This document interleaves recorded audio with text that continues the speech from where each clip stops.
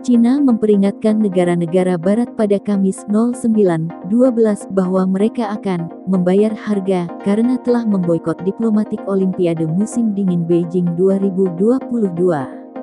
Pemerintah Amerika Serikat mengumumkan boikot terhadap Olimpiade musim dingin Beijing 2022 pada awal pekan ini, dengan argumen pelanggaran hak asasi yang meluas oleh pemerintah Cina dan apa yang dipandang sebagai genosida terhadap minoritas Muslim Uighur di Xinjiang.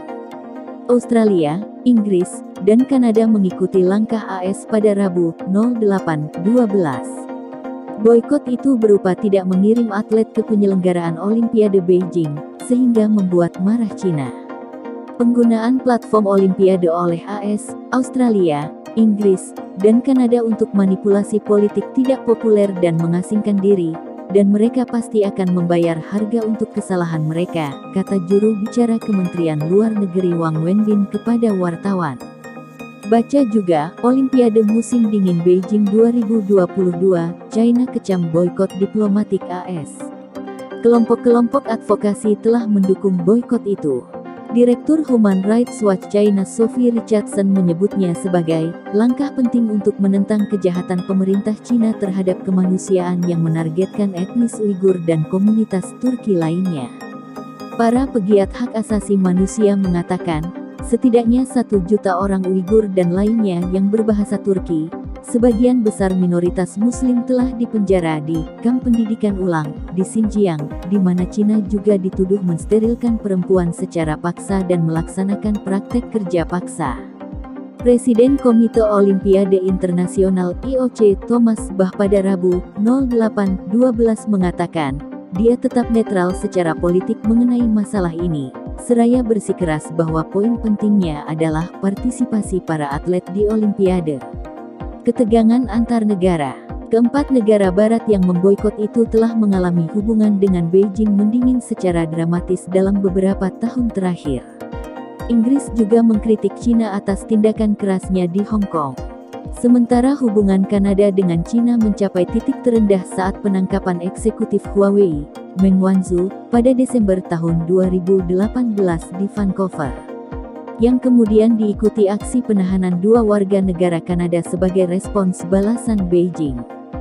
Hubungan Canberra dengan Beijing juga terjun bebas dalam beberapa tahun terakhir, setelah Cina memberlakukan serangkaian sanksi hukuman terhadap barang-barang Australia. Cina marah atas langkah Australia dalam membuat undang-undang terhadap operasi pengaruh luar negeri, larangan Huawei dari kontrak 5G, dan seruannya untuk penyelidikan independen tentang asal-usul pandemi virus corona.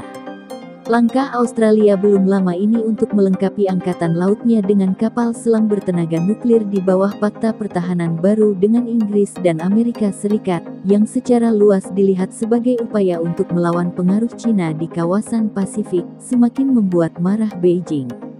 Pro kontra Olimpiade Beijing 2022. Perdana Menteri Boris Johnson mengumumkan boikot di parlemen pada Rabu, 08/12 dan bergabung dengan 3 negara lainnya, tetapi justru mengatakan para atlet harus tetap hadir. Saya tidak berpikir bahwa boikot olahraga masuk akal, itu tetap menjadi kebijakan pemerintah, tambahnya. Di Ottawa, Perdana Menteri Justin Trudeau mengumumkan, pejabat Kanada juga akan melewatkan Olimpiade, dengan mengatakan pemerintahnya sangat prihatin dengan pelanggaran hak asasi manusia yang berulang kali dilakukan oleh pemerintah Cina. Pemimpin Australia Scott Morrison juga membuat pengumuman serupa pada hari sebelumnya. Sementara negara-negara lain mempertimbangkan langkah mereka sendiri. Prancis, yang akan mengambil alih kursi kepresidenan Dewan Eropa pada tanggal 1 Januari tahun 2022, pada Selasa, 07/12 mengatakan, akan menunggu tanggapan UE terhadap keputusan boikot AS. Kremlin, bagaimanapun, mengkritik langkah AS, dengan mengatakan pelaksanaan Olimpiade 2022 harus bebas dari politik. Presiden Rusia Vladimir Putin mengaku, telah menerima undangan dari pemimpin